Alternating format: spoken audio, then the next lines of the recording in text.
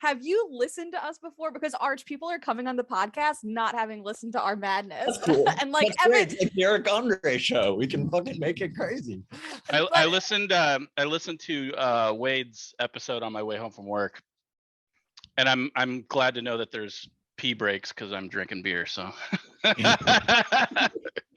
yeah. Yep. Anytime we can reference Allie's piss kink. Oh, I see a pup. Yep, that's JoJo. Hi, JoJo. Moose is here somewhere. I'll probably be playing. Over there. You're not in this podcast episode.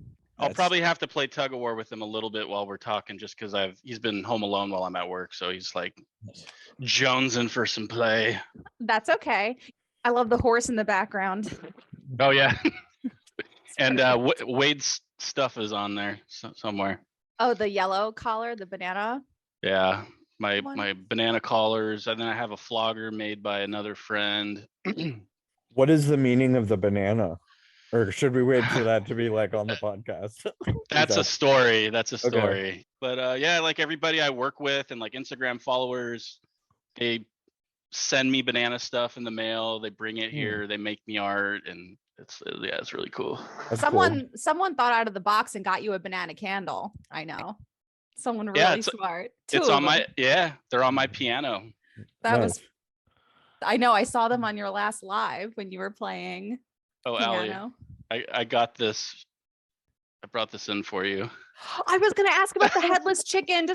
So I gave Evan's dog Moose this adorable vampire chicken. Yeah, vampire. He loves chickens. He killed it, ripped the head off of it. And we were like, oh, well, that was fun while it lasted. No. He's like Wednesday Addams and carries around the doll and the head separately and like brings them both in bed. Yeah. That's so the so body. cute. The body lives outside and the head lives inside. It's so funny. That's so I don't even know where the head is right now, but I'm sure it's somewhere. I'm gonna find it when I'm cleaning. So I'll just get a random picture of Moose like sleeping with this like severed head. Yeah. Months later, I'll just be like, Allie, it lives. Kind of. That's adorable. Oh.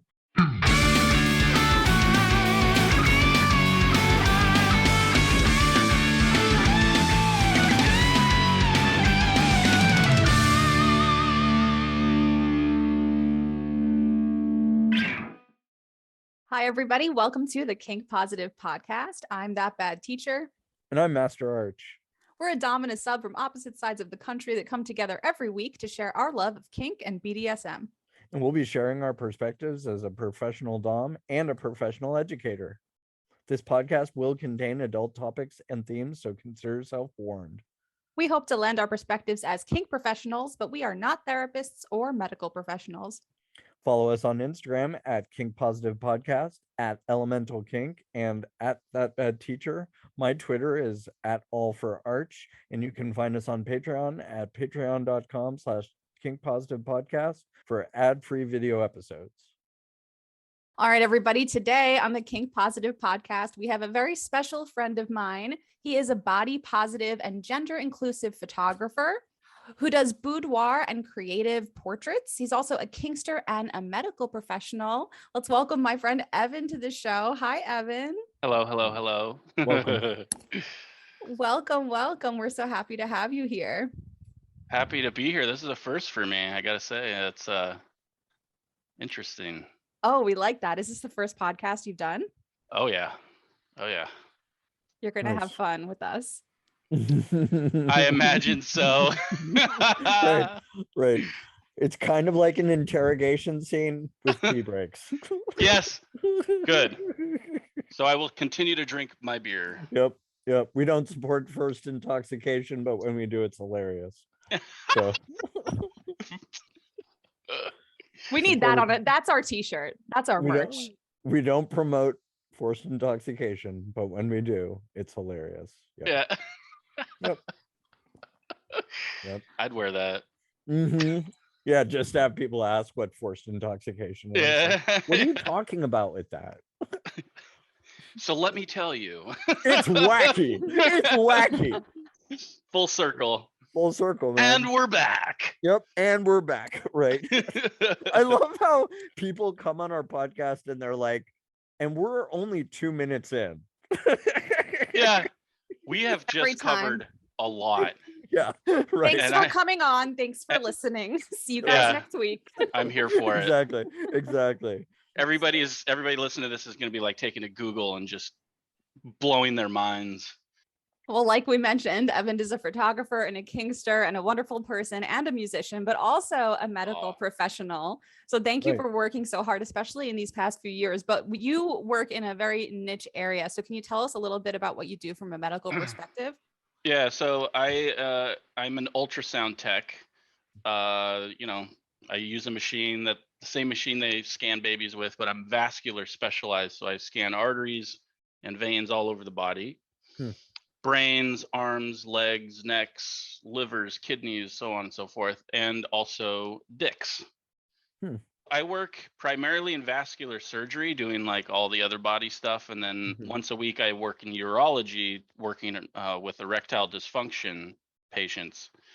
And honestly, it's like the most rewarding aspect of my job because sex is important, you know. Penetrative sex is important, and like a lot of people aren't having it because of like stigma and all that garbage, you know, like my manhood, and there's all this stuff, you know. And when we get people's dicks hard, it's so cool to watch the couple's eyes light up because they're like horny fucking teenagers again, you know. And you're bringing back a part of like their sex life that they haven't experienced for God knows how long, you know, 2 decades sometimes. And it's your job to like go in on a vascular level and tell them what they can do to like so I work fix that. I work with a doctor, and what we do is we take these really powerful vasodilators and we inject it directly into their penis. Ouch. We induce an erection, and then I use ultrasound to assess the blood vessels, and that will tell us which path to take as far as treating it. So it could be sometimes, you know, like these are the end of the road erectile dysfunction people who, you know, Viagra, Cialis isn't working on them anymore. The next step is using these actual injections as part of their sex life. And we give them prescriptions for cock rings, which is funny, and penis pumps, which is just like most people know of penis pumps. They actually work. Like in Austin Powers. Yeah, those are a medical treatment for sure. And the very end of the road, if the injections don't work, there's implants. And what the implant does is they clear out some of the tissue in the shaft of the penis. They put this little air bladder in there, and then that bladder is connected to a pump that's placed in the scrotum, and you just grab your scrotum, you push this button, and it inflates your cock. It's like a Reebok pump shoe. It's old school, like legit, and they last like 20 years. And so you have, you know, an erection at the push of a button, right? Because sensation is all maintained, arousal's maintained, and the ability to ejaculate an orgasm, that's all maintained. You just need the blood to fill the tissue, or an air bladder to fill the tissue. So if you, for whatever reason, injury or age or disease, lose the function of your cock, there is hope. And you're really reigniting these relationships again too. So it must be a game changer for, I mean, obviously I don't know what it's like to be a man and go through that, but it must be life changing. Yeah. And that's one of the things I love about it, is like sex for me is really important. And like, I don't think people have enough sex because societal pressure, religion, and all this bullshit, and like this trying to maintain masculinity and like how that's related to their junk. So these people don't get help usually. Do you find that it's generational, that it's more older people, or do you see a lot of young people too? Well, simply because of age affecting the body and disease that comes with age, we do see primarily older patients, but you'd be surprised how many patients we have in their teens who are just born with kind of shitty arteries in their dick. You know, guys my age, I'm like almost 40, younger. I mean, we help all of them. Yeah. Do you find that generationally the younger ones are easier to talk to about it than the older ones? Like the older ones have like waited longer and No, I would say the majority are very uncomfortable talking about it, and there is a sense of that they are less of a man because of the problems they're having, Mhm. which is silly. You know, Right. it's a medical condition. It's a problem. It has nothing to do with who you are as a person, your, masculinity or whatever this bullshit. Or desire. Yeah, Like I it's would think that desire is just solely based on the fact that like you can perform, like it just the confidence of knowing you can perform, like any yes, of that. yes, that is a very good point. And a lot of what you see in people with erectile dysfunction is because they're having a little bit of trouble, like getting it up and maintaining, the fact that they're having that trouble causes them anxiety and insecurity. And then, Right. like you said, desire. Well, if my dick doesn't work like I want it to, I don't want to fuck at all. Right. Like I'm not interested because it ends Right. sadly. So yeah, that's a really good point, and something we have to address. Mm-hmm. And the doctor I work with, he's one of my best friends, and myself, we call this doing the Lord's work. Mm-hmm. We make a joke. I mean, doing the Lord's work, trying to like calm all of these bullshit ideas that men have about their dicks, Mm-hmm. to just get over it, get back on the horse. Right.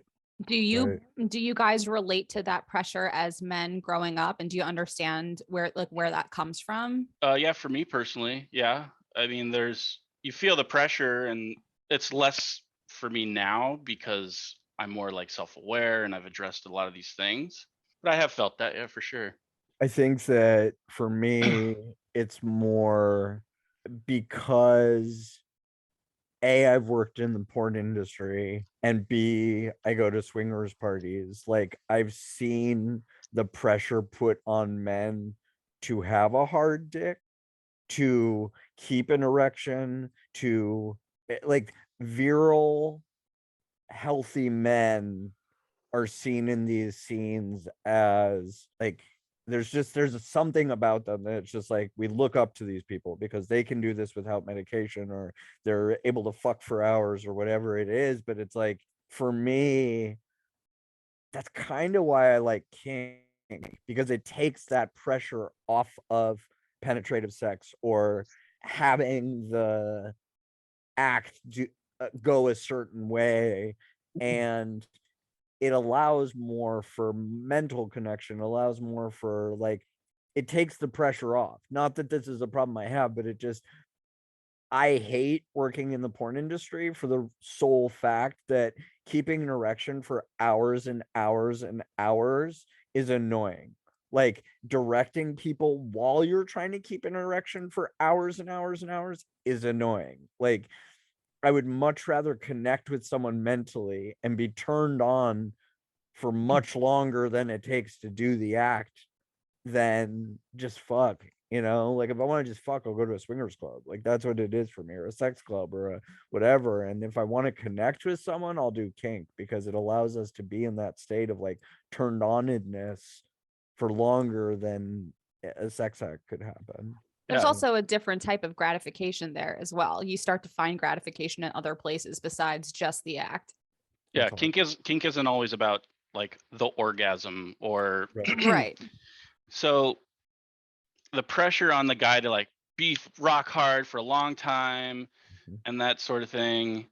Some people can do it, most can't, and Mhm. it's not because there's some Thing wrong with you, right? there it's not because they're some like it's a physical thing. They were just Mhm. blessed. You know what I mean? It's like a basketball player being born really tall. Mhm. You know, Mhm. their physiology is different, right? Mhm. The other thing that you mentioned is that, and I've gotten a little bit of flack from some people on that. Why are we fixing these guys' dicks? Like there's other ways to get off. Sex is more important than just your dick getting hard and all this stuff. Yes, that's true. And that is kind of the cool thing about kink, is that like, even if your dick didn't work like you wanted it to, there are plenty of ways to have fun. Like I've gotten off with a vibrator before.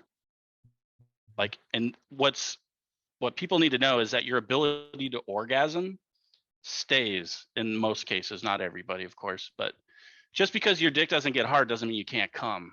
Right. So think outside the box and have some fun, you know? Right. Like don't Right. let it affect your sex drive or Right. your sense of self and masculinity and all that bullshit. Right. But if penetrative sex is something that you miss, like you can certainly fix that too.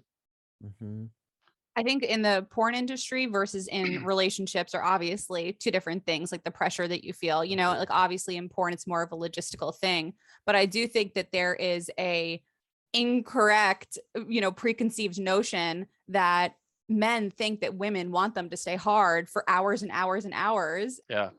And two, like, again, to bring this around to like sex clubs and like swingers and stuff, but like the pressure that's put on a man to have a hard dick constantly in that scene is like, if you can't, then you better step your pussy eating game up, because you got to make up for it in some way. You know, it's like, okay, you're not able to do that. Well, you better be able to do this. And it's just like, how about just like work with this person and not just like make them feel like a walking dildo, or like a way to get you off and like really connect with like the person inside, you know? Like, I don't know.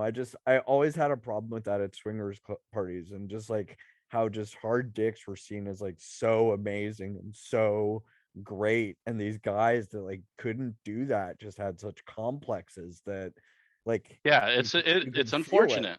Yeah.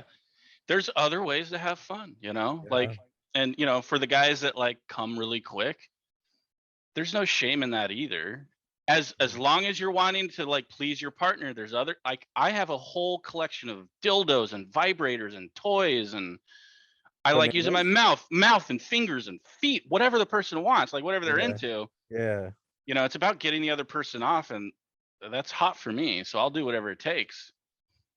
Well, it's hot for me that somebody would like take the time to think of those things and not just say, well, you better step your pussy eating game up, you know? I Like, think that's the environment as well. Like that's a more totally. casual environment with people that don't actually not always necessarily care about you, know you, respect you. They're there to get what they Yeah. want and get out. Right. So Yeah, like that's going to true. sex club and swinger clubs and stuff, you might see that more. I mean, obviously that's a huge red flag if it was someone in a relationship or someone that you were, you know, trying to be with in a romantic way, if they were giving you that kind of pressure and making you feel bad about yourself or any of those things. And I just don't Well, want men to go ahead. that's where the black market is for Cialis and Viagra.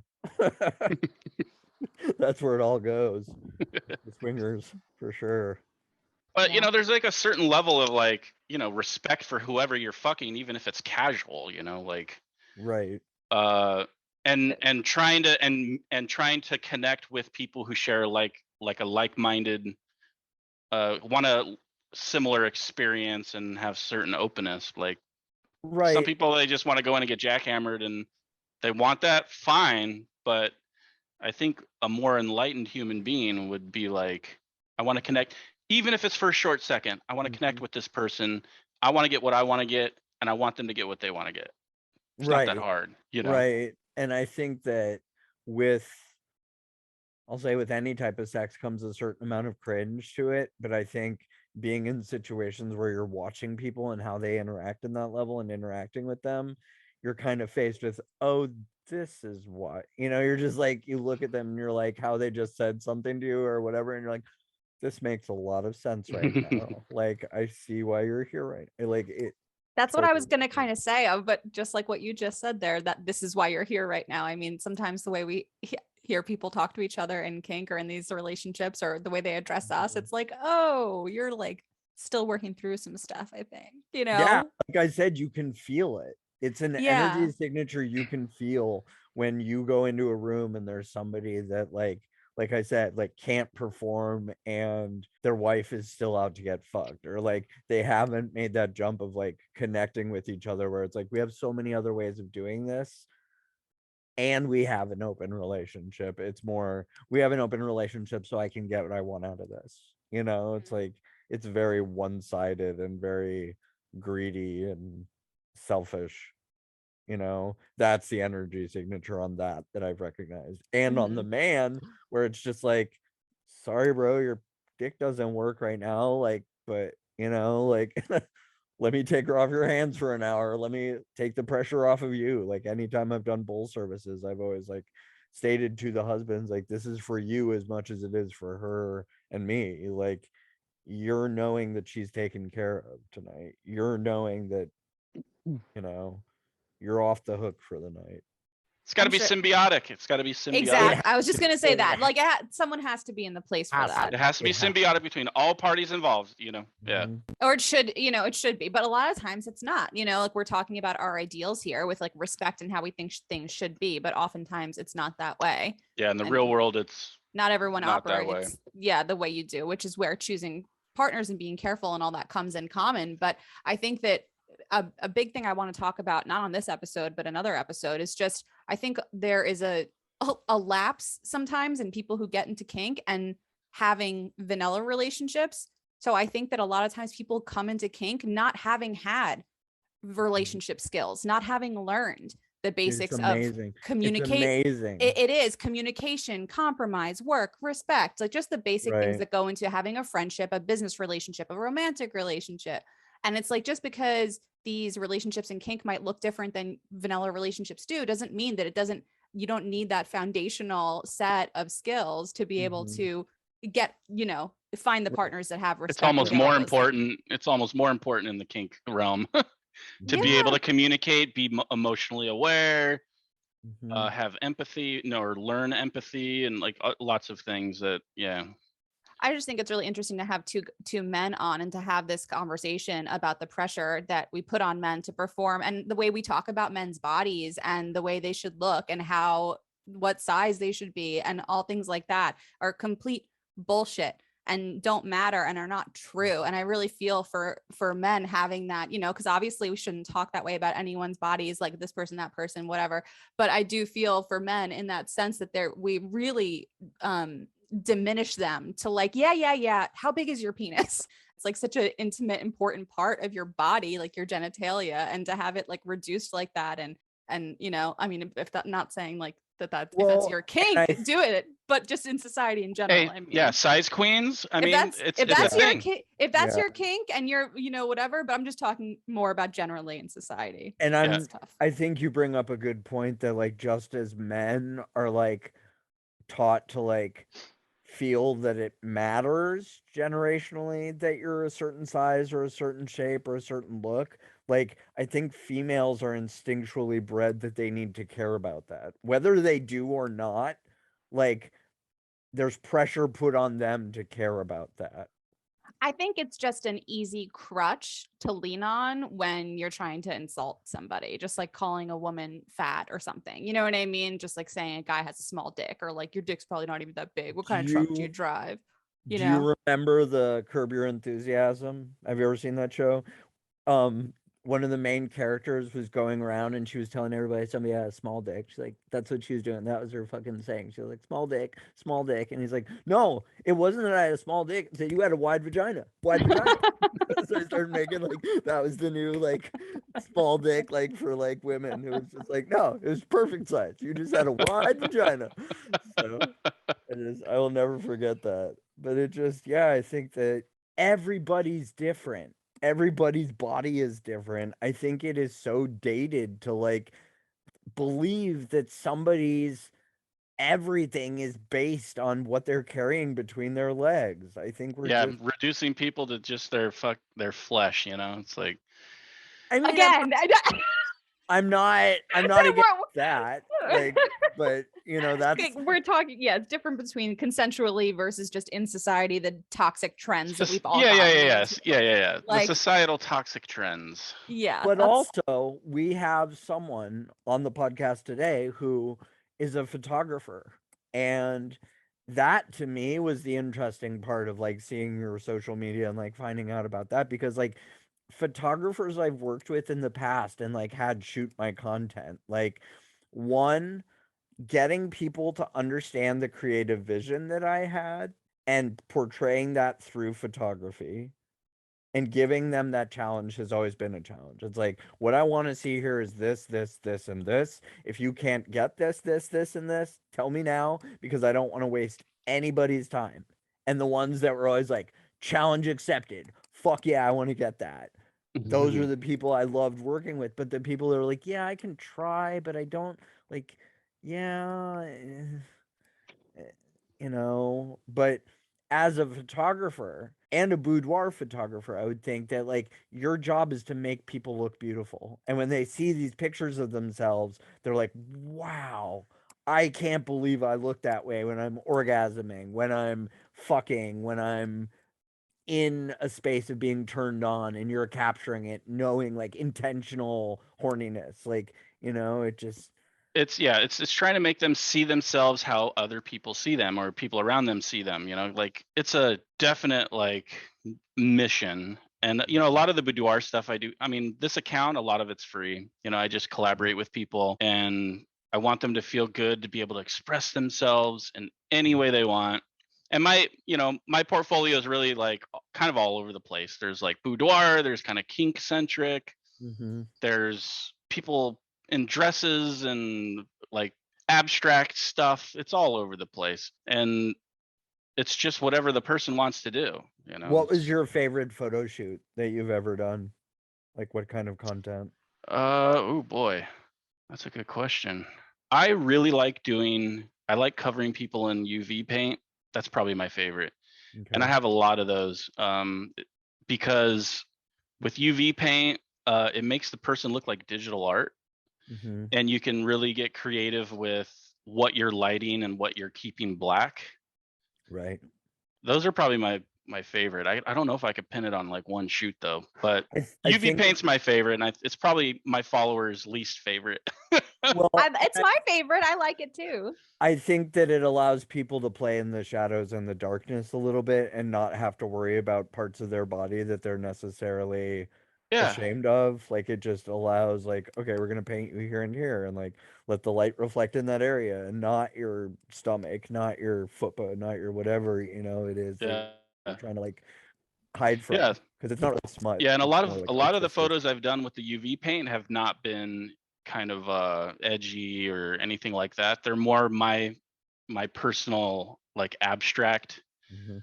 art ideas, like a girl with an umbrella and I make this little cloud and I paint a puddle. It's not edgy or controversial, but there is something kind of cathartic about being like cold and wet and covered in paint, Yep. not knowing what I'm doing, and then seeing the photos at the end. They're like, Sure. holy shit, that's Yeah, cool. totally. Totally. Well, I with the love that.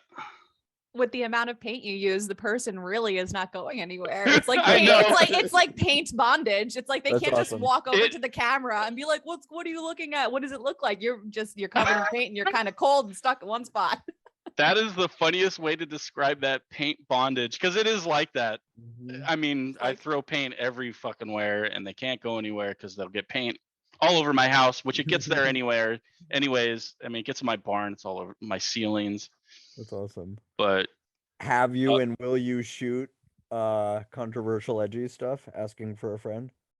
I have, and I do, and I can't post it on Instagram, obviously. What's the edgiest stuff you've shot? Blood play, Okay. Good deal. pretty Good intense. deal. Yeah. Fuck yeah. That's awesome. Yeah. That's probably the farthest out there I've gone with that. But Nice. I like photographers that aren't afraid to go there. it's what they wanted to do. It's what they wanted to do, and I don't shame. I don't judge. That's awesome. I just did it for them, and it was great. That's really cool. Like I said, as a model, it's refreshing to know that there are people out there that like don't have limits around that and want to work with parameters around that. It's whatever people want to do. I have a safe space for everybody. That I think is the most important part about what you do, is that you're body positive, gender inclusive. You make safe spaces for that. I really don't see a lot of photographers, I mean, maybe sometimes, but like, I don't see a lot of photographers putting that in their profile. So you're really like Yeah. transparent about, you're not just, you're the real deal versus some of these other photographers that are like kink photographers suddenly, because Right. they shot it because they Right. shot a sunset once Right. or something. and- Heteronormative, free time doing bridal photography, dipping their toes into kink photography. Those are red flaggers right there, and they'll Dude. always end up on some blacklist, and they'll always do a consent violation. Yeah. They Give us some red flags for photographers now. Let's talk about that because we meant to get into this at one point and we never did. Okay, so I can usually pick them just by looking at their profile. Number one, they don't tag the people in their photos. Like their whole thing is like all these different models or whatever, and there's no tags for the model. I get it that some people want to maintain some anonymity and all that, and they don't want to be tagged. But if every single photo they have is of the same kind of person too, like if there's homogeny, right? Yep. Same type of looking person, same age, and there's no tags, red flag, red fucking flag. What else? What about like during the hiring process? Like, let's say I was looking for a photographer, like, and we were like figuring things out. Like, what would be some things that I should ask for or look out for? To see their work. Well, Yeah. yes. Well, anybody asking for nudes for sure. Right. Straight off the bat, like nudes, or I see like a lot of my female friends, I see screenshots. They send me screenshots of conversations, and it's just all the same shit. It starts very, vague and superficial, and then they go right to commenting on their body, their look. Nobody should be doing that. Don't engage with Nobody those should be people. doing that. Right. They're clearly trying to like open the door for something, and but yeah, asking for nudes right off the bat for sure. Unless like this is clearly a paid model who does nude photos, I guess that's fine to ask if you're going to pay for it. Right. And would you say the only time it's acceptable to ask people's stats is when you're like putting them in outfits that would require a small, medium, or large size? Agreed. Yeah, that's something too. Yeah. Yeah, I had a bad experience with that. I did a full rubber shoot with a company that it was a gay couple, and I agreed to do what we were going to do, and he was like, well, I need to know your stats. And I'm like, okay, well, you know how tall I am, how whatever. He's like, no, I need to know what you're packing. I'm like, there's no that's not gonna like it's not gonna happen in the shoot. Like there's not gonna be any nudity in the shoot, so like why are you using this an opportunity to be creepy? Yeah, you always have to think about context of a professional shoot and what is pertinent information that the photographer needs, and if they go outside of those realms. Right. I guess it would be a good thing for people to look up, like if you're not someone who's a model and you don't know the normal things to ask, like talk to your friends, listen to this podcast and get some advice, because especially in the kink world, there's a lot of, hey, I'm a photographer. Dude, yeah. Hey, Oh my God. Hey, I want to help you make content. Guy Hey, with camera is everywhere. I had a guy come to a kink party, and he got through to people because he wasn't the director, he was like an executive producer of The Golden Child with Eddie Murphy. And then like he came up to me and my friend, like he came into me and my friends, and he was like name dropping. It's just like, yeah, I produced The Golden Child, and I'm producing a coffee table book about kink and people's relationship with it. And I would love to get pictures of you guys. Your play tonight was so intense and so just we're like, yeah, okay, Dennis, like sure, why not come take pictures of us? And his pictures were so terrible. They were like, I don't even know how to describe it, but it was like guy with camera. Like it was just like use an effect, like use some sort of like, unless this has an emotional impact when I look at it, I don't want it. Like consider it an off shot, because I only want the things that stop you in your tracks, make you question all your morals because you're weirdly turned on by what you're seeing.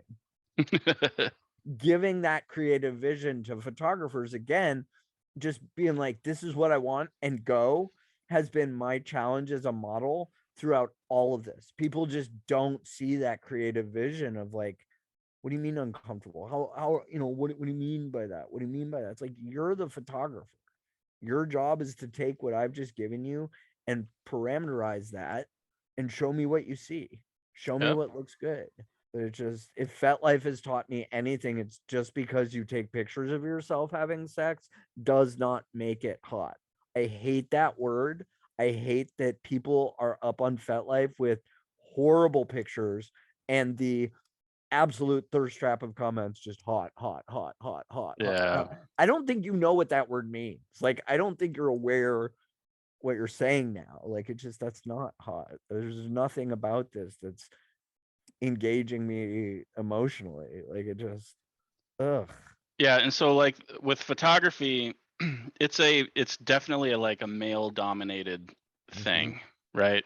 And what I tell anybody, and people message me like, hey, do you know this photographer, or do you know anything about them, know anybody that worked with them? You got to vet everybody.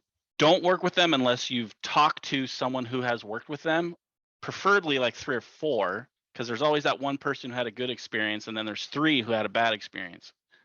You vet people, you ask, you find out who they've worked with, you ask about them.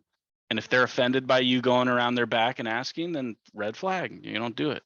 I mean, yeah, or be upfront about like asking for references. And I think you bring up a good point there about how there will always be one person who had a good experience. So no matter who you're vetting, get more than one person, because there will always be someone that will have one good thing to say about this person. So getting that opinion from a few different people. And there's always like a lot of times there's going to be one person that didn't, that didn't have a great experience with someone. That does, you really have to take in all the information Yeah, for that sure. you could get, because even the best, the best people have one person that has something bad to say about them, or, but when there's that big discrepancy there, that's swinging from right to left. I had a good experience, I had a terrible experience. That's another red flaggy thing too. Yep. And there are a lot of great female photographers out there, and they shoot women beautifully. You know what I mean? Because like so that's another thing too. Maybe if you feel safer with a specific gender or either. Yeah, totally. Yeah, there's a lot of great female photographers. I think the male dominated thing is because of multiple things. I mean, it is like a lot of things. It was like a male dominated field previously, years ago, for all the typical reasons, patriarchy and all that bullshit. But then there's also like there's a lot of predators that are dudes, that use the camera as some sort of an excuse to just get girls and people into situations that Yep. Gross. There's a running blacklist that a lot of my that I got from one of my female model friends, and I send that to like anybody who's going to be working with someone strange or new, or they've never met. Send them the blacklist. If they're on the blacklist, definite no. I tell them to vet, reach out to models, and always take a friend. Always take a friend. And if they don't want you to bring a friend, red flag. I had someone tell me once that you need to be careful about, like, you're supposed to talk about the pictures and like the originals and who owns the originals. And so what photographers should be using a model release and a time for print, if they're doing trade, time for print agreement. So time for print is basically you provide modeling time, I provide you with photos and full license to do whatever you want. You can use them on OnlyFans, you can publish them, you can edit them, you can do whatever you want with them. That is a good arrangement. But unless you sign some sort of paper that says you have those rights, photographer owns the rights to all those photos. So if you're working with somebody you don't know and you want to make sure you have rights to those photos, you do want some sort of written contract to use them. And I think, and another red flag while we're on this subject is if they don't take a copy of your ID on file for 2257 purposes, then you're not working with someone professional at all. Yeah, agreed. I didn't even think of that. That's a great point. Any photographer worth their grain of salt that knows the porn industry and the adult industry as it stands right now knows that they have to have all that on file before anything is released. Yep. Evan, should we tell people where they could find you at? Do you want them to go to your Instagram? Do you want to talk about your OnlyFans? Where should people go to find you? My OnlyFans is a work in progress. I don't do anything there currently. Don't say that. Just tell them to go. But yes, go to my OnlyFans. What do you? Yeah. Go We're support. promoting- Right, we're promoting all men on OnlyFans here. Like, Go support. It's gonna be something good. I will promise you that. I'm getting a cock sleeve made for me that has. That's a bananas on it? banana. It's a banana cock sleeve. It's great. Get it off Etsy. You're You could- set and determined to give everybody a banana fetish that, like, Yeah. before. That's so admirable. Like, I am so all about creating fetishes. That's so beautiful. My OnlyFans is at Mr. Banana Boy, BOI, space by underscores. And on Instagram, Big ass banana, space by underscores. It's a private account, so you're gonna have to request it, but I'll probably let you in if you don't look like a weirdo or a bot or something.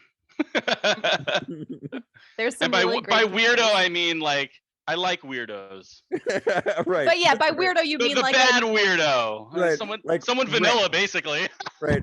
when you say weirdo, you mean the people that are hitting you up unsolicited, Unsolicited, profiles that are weird, that don't have a profile picture, 0 posts or 1 picture. Yeah, or they have a Bible verse in their bio, people that I just get those. don't I get people that don't belong. on my page. Oh, that's great. No, I know what you mean. No, I feel the same way because I get those too. I'm like, Susan from, Arizona apparently cares about these things, Yeah, the yeah. Bible verse. And I'm like, I'm not Huge. gonna, If I think I'm that- not gonna risk it for my biscuit for Susan.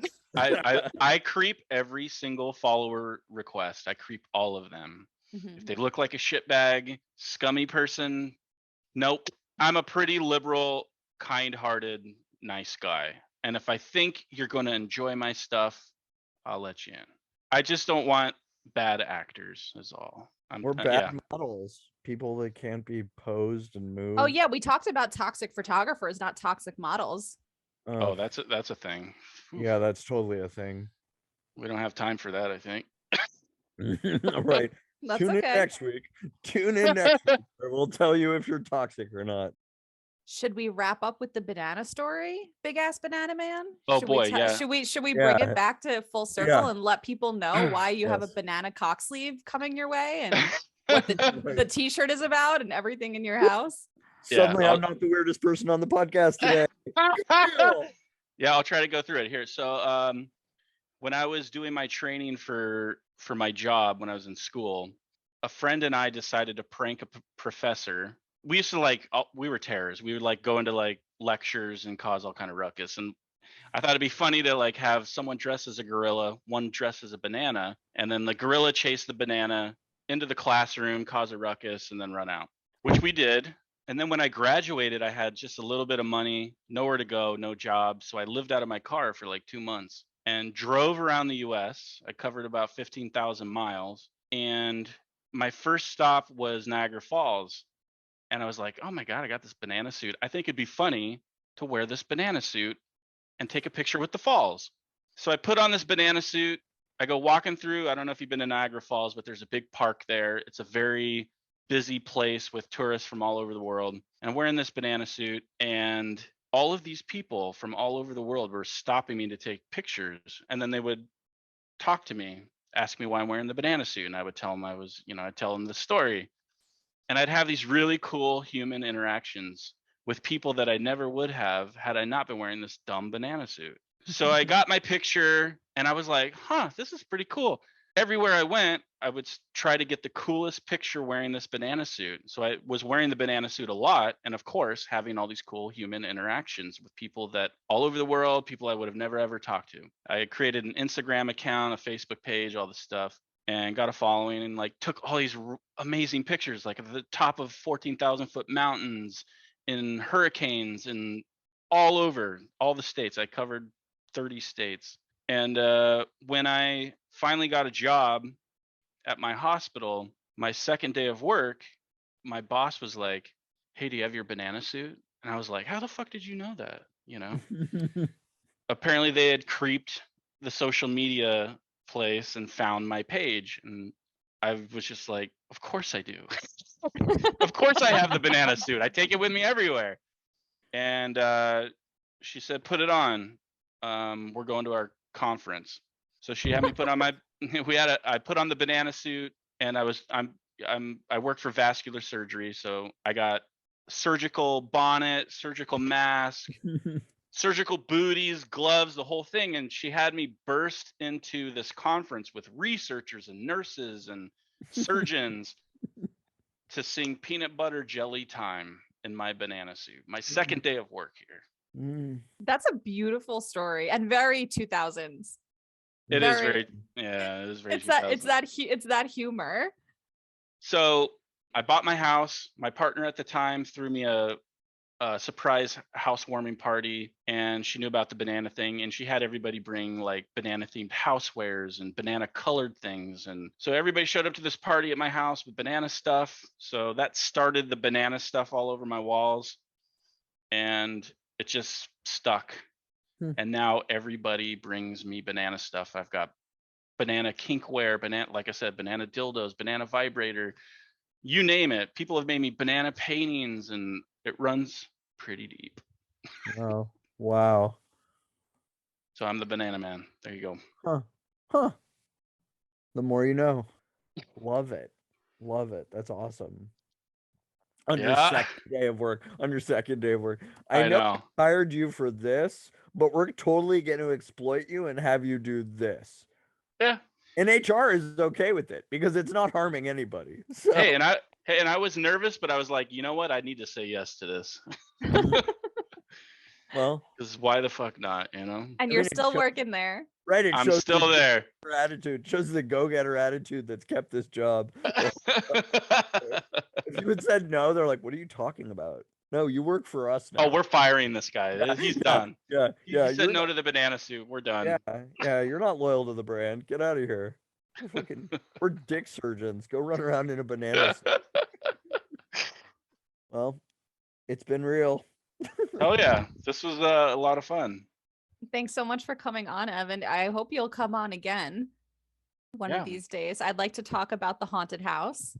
Oh yeah, those are fun stories. So we'll have to do that. We'll have to have so many episode. I have so many fun stories. I want to do more now. I know. Well, we got to cut it. Everyone, we got to cut it short here. But the banana house is haunted. That's all you need to know. We'll tell you the details next time. Evan will tell you guys all about it next time he's on. But he lives in a banana house in New Hampshire, and it's haunted. It is. The best part was you were like, well, like I just don't even go up there. It's like, oh, so you're just renting out the whole second floor of the ghosts? Like that's the ghost's apartment. Yeah. I love it. Now I'm curious. I'm just like, oh. Hey, we call this a cliffhanger, right? There's a cliffhanger for the next episode, y'all. Well, if you guys felt cheated, think of how I feel, because I don't know what they're talking about either. It's not like we will do this together next time. Yes, next time. I look forward for sure.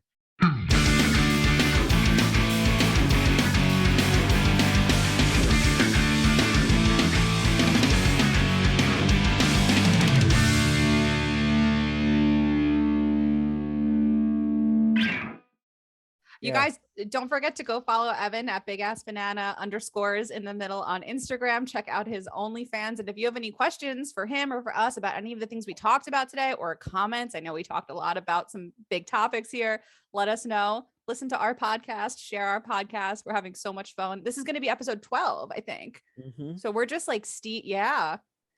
And just PSA for anyone who wants to come on our podcast, because I know I have some people interested, just give us a little listen before you come. Maybe I know Evan, you did, and you know me, and I appreciate the confidence that my friends have in me to just say like, yes and come on. I know Evan could handle it and he watched a little bit, but when people come on blind, I'm like, ooh, like I wonder if they're gonna like record it and then listen to us after and be like, they were talking about what on episode 2? Like what show did I just go on? Yeah, I'm gonna listen to this back and be like, I probably shouldn't have said that, or I said that. Anyways, whatever. Welcome to How I Feel Every Week. Yeah, I always get a couple of messages from Arch after, like, by the way, take this. Don't Right, could you right. could you take out that whole part? And then Right. last week you were talking about trash pussy. I was like, are you sure you want to leave this in there? You were like, yep, Yeah. I Yep, sure leave do. that in there. Just Totally leave leave that that right in. Yep. Yep. But take Uh, but take out the part we were talking about, like whatever, It some was mundane. relevant to the situation. Yeah, I mean, like I said, I have many stories of working with photographers. So like I know. But no banana photographers. So Oh, now man, you gotta come the come over here and work with me and Evan. That would be fun. the bar has been set. The bar has been set now. I got I two bedrooms. One of them's haunted, but We'll mean, both sleep in the not haunted bedroom. There's no one sleeping in the haunted bedroom. That was Stress City. dude, oh, I have a random story that I can kind of throw in real fast. This girl that started the Cuck Queen FetLife group in the very beginning was counseling other Cuck Queens and having them face their jealousy, have them face their insecurity around the fact that their boyfriends were like cheating on them. Like she was helping a lot of women deal with those issues. No one knew that this woman had no experience at all with cuckweening in the physical sense, because when I questioned her about that and asked her that, she's like, yeah, he cheats on me all the time with ghosts. And I'm like, wait, what? Like, she was so convinced that her cuckweeness was because her boyfriend was constantly cheating on her with ghosts. So all the stories she told of like, he's with his new woman this weekend. I can't wait to hear the details of this. He's from 1842. She's seriously. When that connection was made, I was just like, oh my God. You guys, this is why we tell you to vet your educators, vet the people you're listening to God. for sure.